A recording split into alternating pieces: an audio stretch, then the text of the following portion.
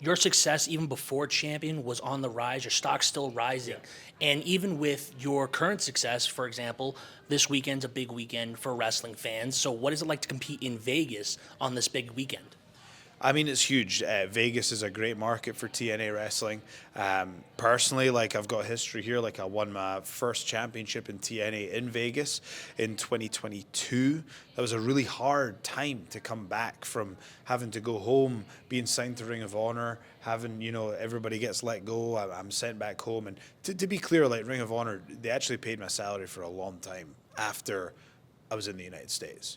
Probably actually about a year and a half, to be honest. I got paid and I was just making content for them at home and they paid my salary in full. So Ring of Honor should be given credit for that.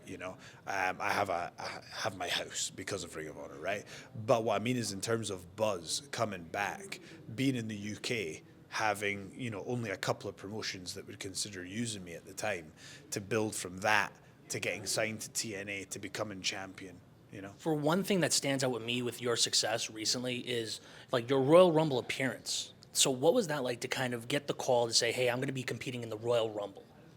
It was very surreal. It was surreal, to be honest. It was again just a very special moment. Again, you're walking out there and you're not only are you in what was one of the biggest, most viewed wrestling PLEs of all time, but you're in there wrestling Roman Reigns. So it's like, well, somebody, not everybody gets to wrestle Roman Reigns. You know what I'm saying? It's like they must, that is one of the top talents in the business.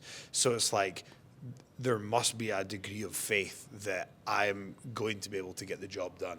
You know what I mean? Yeah. In a professional manner, to be in there with Roman Reigns. So that was a great confidence booster for me that I was chosen to go in one before Roman and to have that moment with him. With all the eyes on you, how important is it for you to lead TNA as their champion into this new era?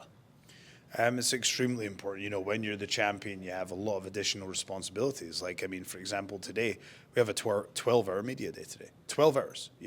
So it's like, and we've had that today. We did a full media day yesterday as well. And you better do that. And you better do it with a smile on your face. You know what I mean? Because it's like you have 100 people in that locker room who would crawl over broken glass to be in that spot, and to not give your best would be disrespectful to all of the people who haven't yet had the chance to do it.